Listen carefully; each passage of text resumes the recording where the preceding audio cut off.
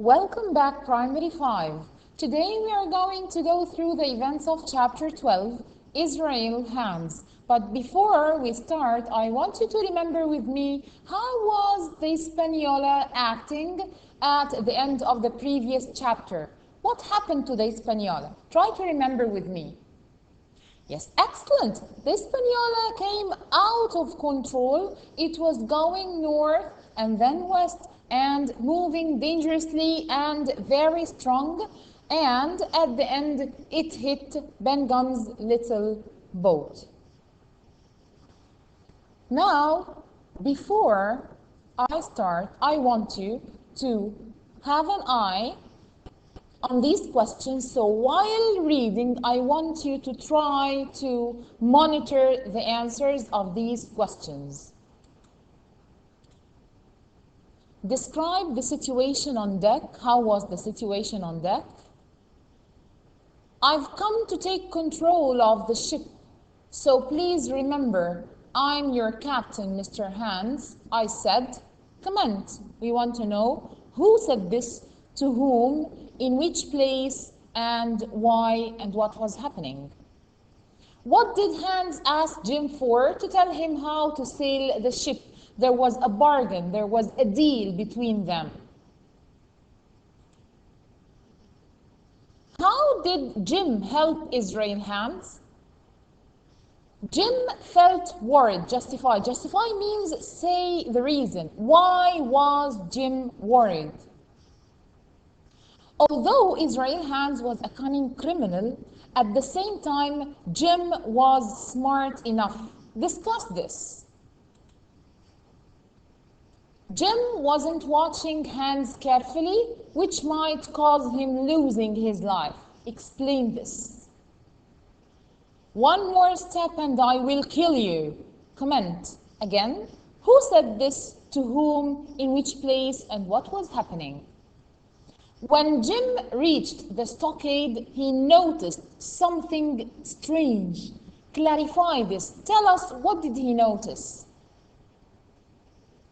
At the end, who did Jim find in the stockade? Now let's go together and read the chapter.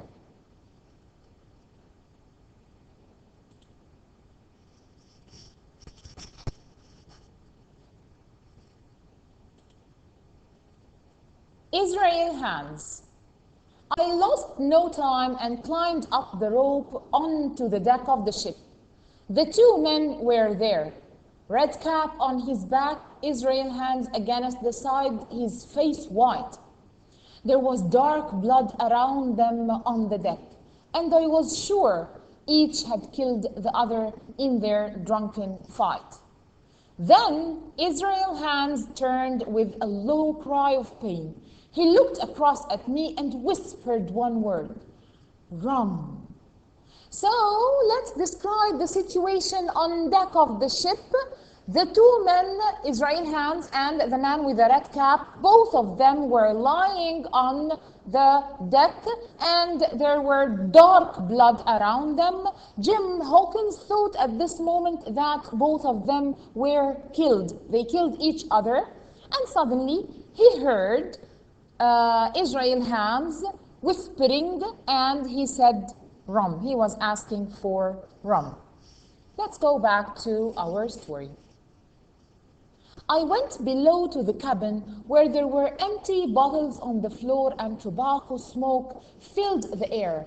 I found a bottle with some rum left in it and found some water and some bread and cheese for myself. I took the bottle back on deck where Hans drank half of the rum before taking the bottle from his mouth. What happened here? How can we describe Jim here? Yes, Jim Hawkins was acting in a wise way. He was a helpful person.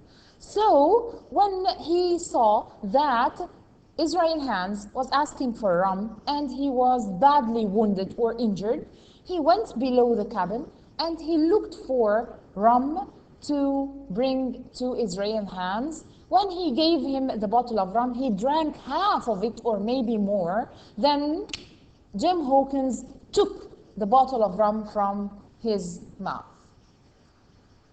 By thunder, he said, I wanted some of that, but where have you come from? I've come from to take control of this ship, Mr. Hans, I said. So please remember, I am your captain. He watched me pull down the Jolly Roger and throw it overboard. Then he said, I expect you want to go ashore now. Suppose we talk about it. There was some color back in his cheeks, but he looked very sick. Who's going to sail the ship now? You can't do it. But if you give me food and drink and a handkerchief to tie up my wound, I'll tell you how to sail her. So here, Jim was acting in a brave way. The first thing he did on the Hispaniola was, who can tell me? Monitor. Very good. He pulled down the Jolly Roger. What does this show? This shows that the Jolly Roger is the flag of the pirates, and this shows that the pirates no longer can control the Hispaniola, and he threw it overboard. But now he told Israel Hands that he is the captain of the ship now. But Israel Hands had a deal with him. He told him, you cannot sail the ship by yourself, so let's bargain together. Let's make a deal, an agreement together. What is it? Monitor again? Yes. He asked Jim to give him food and drink and a handkerchief to tie up his wounds, and in return, Israel Hands will tell him how to sail the Hispaniola. Let's go back to the story. All right, I agreed. We'll go into North Inlet and quietly put her on the beach there. In 3 minutes, I had the Hispaniola sailing easily before the wind along the coast of Treasure Island. Then I went below and got a handkerchief and helped Hans tie up the great bleeding wound in his leg. He ate a little and drank more of the rum. Then he began to look a little better. We sailed ahead of the wind, the island moving past quickly after my success. I was less sorry about deserting the stockade. There was only one thing that worried me. It was the way Israel Hands watched me at my work. I could little smile on his face. Okay, so here, what was happening, guys? Of course, Jim was wise, smart, helpful, and brave. He agreed to help Israel Hands tie his big wound in his leg, and he brought him food and drink as they agreed together. But Jim was worried. Why do you think he was worried? Yes, he was worried of the way Israel Hands was watching him doing his work. Israel Hands was watching him in a very strange way, and he can hardly smile in his face. We could not put the ship on the beach when we reached North Inlet because the sea was too high. We had to wait sitting in the silence over another meal. Captain Hans said to me, still with that smile on his face, my old mate O'Brien is dead. Can you throw him overboard? I am not strong enough, I said. There was a pause. Then he said, well now, would you be very kind and go down to the cabin and fetch me a bottle of wine, Jim? This rum's too strong for my head. I listened to his words but didn't believe him. He wanted me to leave the deck. That was clear. But why? Wine? I said. Will you have white or red? I don't mind, he said. As long as it's strong and there's plenty of it, I'll have to search for it, I told him. I went below, then took off my shoes and went quietly up the stairs to watch him. He was on his hands and knees, and although his leg hurt him, he moved quickly across the deck and took a long knife from among some ropes. I could see the blood on it. Then he hid it under his coat and went back to his place. So what was happening now, guys? Yes, Israel Hands was watching Jim Hawkins in a strange way, and Jim Hawkins is a smart boy, so he noticed this. He was worried of the way he was watching him, and he knew that Israel Hands wants him to leave the deck, to go down to the cabin. So that was really happening. Israel Hands asked Jim Hawkins to go to the cabin and look for more rum, for a stronger one, and look for food. So he noticed this. But here, Jim was very smart. He acted in a very smart way. What did he do? Who can tell me? Excellent. He went below, then he took off his shoes, and he went quietly up to the other stairs to watch what Israel Hands was doing. What did he see? Yes, Israel Hands was crawling or moving on his hands and knees. Although his leg hurt him, but he moved quickly and he brought a knife with blood on it, and Jim could see the blood on the knife. Then where did he put it? Yes, Israel Hands put the knife in his coat, under his coat, and went back to his place. So what does this show about Israel Hands, guys? What do you think he will do with Jim? Of course, he is known as a sea criminal, and he is an evil man with a bad behavior, so he will attack Jim at any time. Yes. Let's go back to our story. This was all I needed to know. Israel Hands could move about and now had a weapon. And he was going to try to kill me. But I knew that he wouldn't use the knife until the ship was safely on the beach. I went back to the cabin, put my shoes on again, and picked up a bottle of wine. Then I went back on deck. He took a long drink from the bottle of wine, saying, "Here's luck." Afterwards, we sailed into North Inlet. Inlet, guys, means, who can know what's the meaning of an inlet? Yes, it's the entry of a river or a sea or a lake. Inlet means the entry to the open water.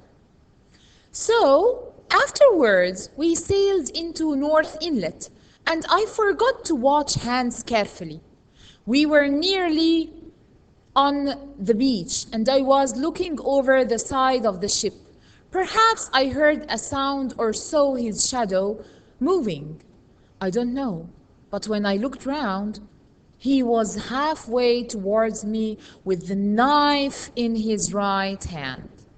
So what was happening? Because Jim Hawkins was very busy to ship with the Hispaniola and to move to North Inlet to reach the shore and to stop the Hispaniola. At the time he was very busy and he couldn't notice Israel Hands carefully. He forgot to watch him carefully.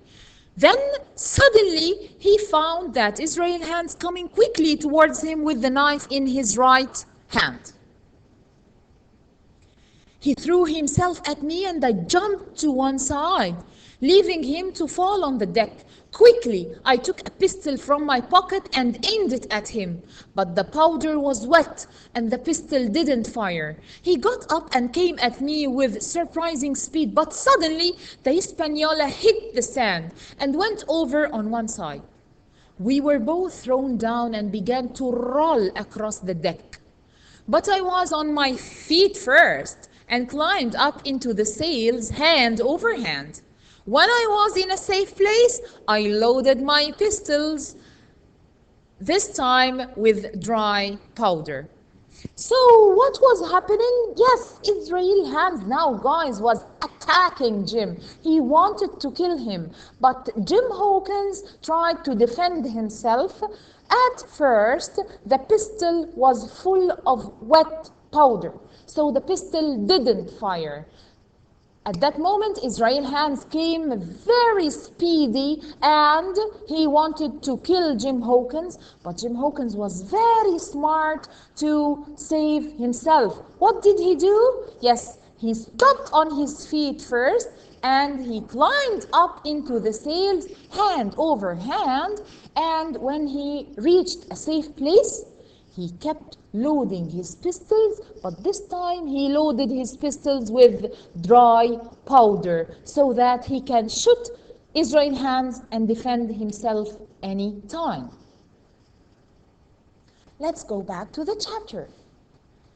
Hans was pulling himself up among the sails now, the knife between his teeth. One more step, I said, and I will kill you. Jim, he said. He took the knife from his mouth to speak and looked beaten. We'll have to make peace, you and I. You are too sharp and quick for an old sailor like me. But then, with a sudden movement, his hand went back and something went speeding through air. I felt a sharp pain and I was pinned to the mast by my shoulder. In the terrible pain and surprise of the moment, both my pistols went off and fell from my hands. They didn't fall alone. With a cry, Hans fell into the water. He came up, the water around him, red from his blood. Then he went down again forever. So what happened here, guys? Yes, Jim was defending himself. He filled his pistols with dry powder, and at that moment, yes, he felt fear. Who felt fear? Who felt beaten?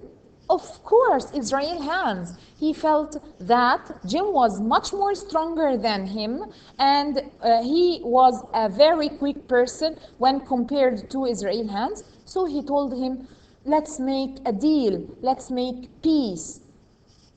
Do you think Jim Hawkins will agree? No, he won't agree.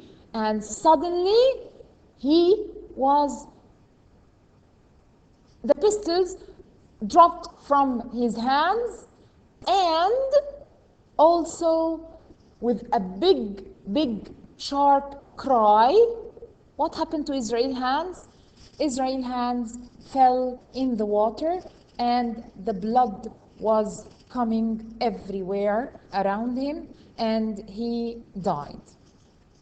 So at the same time, Israel hands wounded or pinned Jim Hawkins in his shoulder. At the same time, the two pistols of Jim Hawkins fell from him, and he was shot. Israel hands was shot, and he fell in the water and died. Very good. Let's go back to the story. I felt sick and frightened. The blood from my wound ran over my back and chest, and the knife seemed to burn like hot iron. But I was trembling so badly that it shook the knife out of my skin. What's the meaning of trembling, guys? Yes, shaking hardly, shaking badly. Very good. And I could move again. I climbed down through the sails, then went below to tie up my wound. There was a lot of blood, but it wasn't deep. Next, I went up on deck. It was now evening, and a light wind was blowing. So I lowered the sails before climbing down a rope and into the sea. The water was only waist deep, and I walked ashore. The sun had gone now. Once on dry land, I began to walk to the stockade. Perhaps the others would blame me for deserting, I thought, but Captain Smollett would be pleased. I had taken the Hispaniola, I was sure. So what's the meaning of deserting? Jim Hawkins deserted the stockade quietly. Think about it. What's the meaning of deserting? Yes, leaving secretly. Very good. When I reached the stockade, the house lay in dark shadow, but on the other side a large fire had almost burned itself out. This seemed strange, as it hadn't been our habit to build large fires. There were no sounds except for the wind in the trees, and I went quietly round to the eastern side, keeping in the shadows. As I came nearer to the corner of the house, I heard my friends breathing loudly as they slept, and at once felt happier again. I got to the door and looked in, but all was dark and I could see nothing. With my arms out in front of me, I walked in. So let's explain what was happening here, guys. At last, Jim is on land. Although he felt pain and the blood was coming everywhere, but he decided to keep and go to the stockade. Although he knows, of course, he knows that the others, his friends, the honest men, will, yes, very nice, they will blame him for deserting the stockade. But what was his excuse for himself? Yes, his excuse for himself that he said that Dr. Livesey will be happy when he knew that I saved their lives and I returned back with the Hispaniola. When he reached the stockade, he found something very strange. What did he find? He noticed something very strange. I want you to describe or try to imagine how was the situation when Jim Hawkins reached the stockade after controlling the Hispaniola.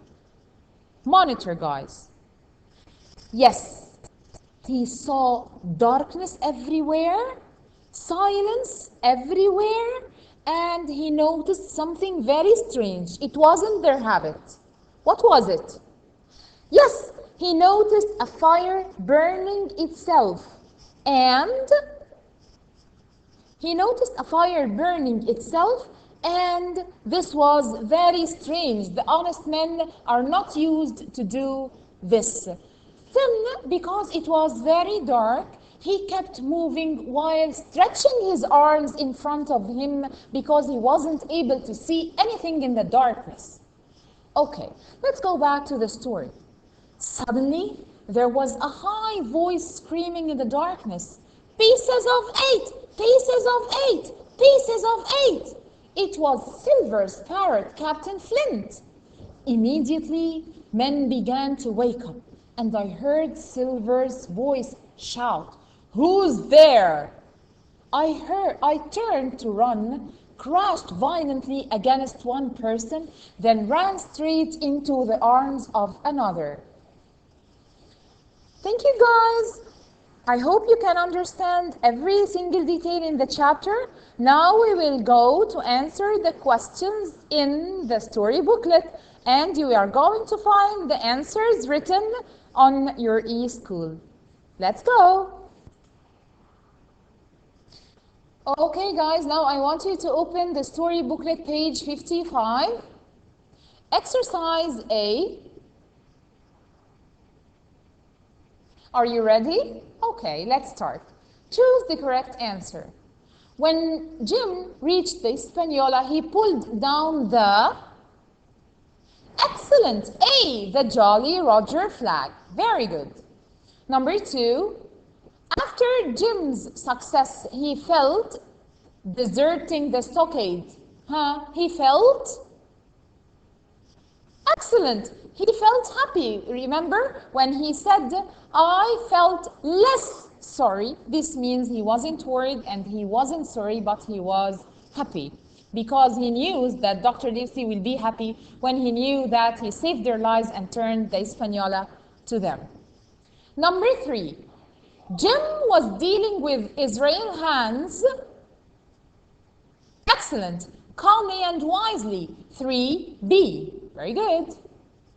Number 4. When Jim quickly took his pistol and aimed it at Hans, what happened?